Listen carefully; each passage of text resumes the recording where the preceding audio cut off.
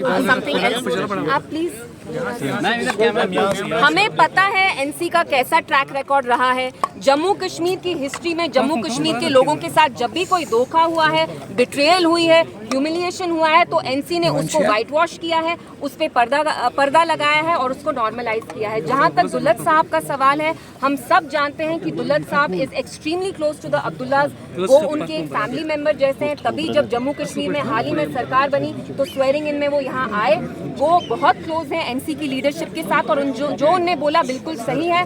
जो उन्होंने कहा फारूक साहब privately he supported the abrogation of article 370, तभी वो पार्लियामेंट में नहीं गए क्योंकि उनको पता था एज एमपी अगर वो पार्लियामेंट में जाएंगे तो कहीं ना कहीं उनको 370 के बारे में बात करनी पड़ेगी and he did not want to talk about it. तो हम देख रहे हैं कैसे आज भी NC is toeing BJP line. BJP यहाँ स्टेटहुड के बारे में बात करती है, 370 के बारे में बात नहीं करती। एनसी भी वही कर रही है। बीजेपी के एमएलए ने भी वक्फ के अगेंस्ट बात नहीं की। एनसी के एमएलए छोड़िए, चीफ मिनिस्टर साहब तक ने रेजोल्यूशन नहीं लाई असेंबली में। सो वी ऑल नो कि बीजेपी के हाथ में एनसी अभी एक कठपुतली की तरह है। जो बीजेपी उनको बोल रहा है एनसी वही कर रही है। हमने देखा जब वक्त अमेंडमेंट बिल को अफकोर्स किया जा रहा है और जम्मू कश्मीर की आवाम ने जिस वजह से इनको एक भारी अक्सरियत से यहाँ लाए, 50 एमएलए आए एनसी के।